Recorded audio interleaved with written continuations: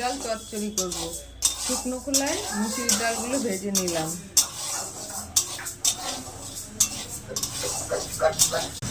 ভাজা হয়ে গেছে, এবার ঢেলে নিচ্ছি।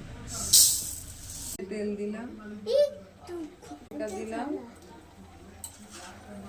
জিরে দিলাম,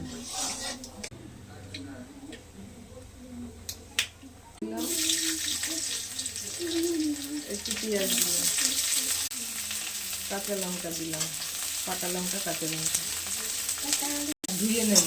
টমেটো কুচো দিলাম, ওটা ধুয়ে রেখেছিলাম, দিয়ে দিলাম।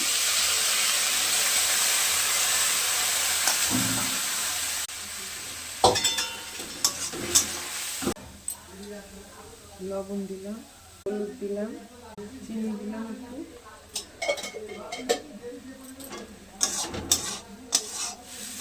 মিশিয়ে নেব।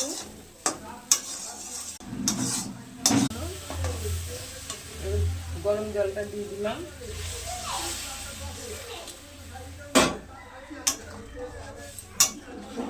এবার ঢাকা দিয়ে রাখবো সিদ্ধ হওয়া পর্যন্ত। মুসুরির ডাল চচ্চড়ি হয়ে গেছে। এই যে ডালগুলো একদম গলবে না, একটু গোটা গোটা থাকবে। নামিয়ে দিলাম, হয়ে গেছে। বলে রাখলাম, ঠান্ডা হলে টেনে যাবে।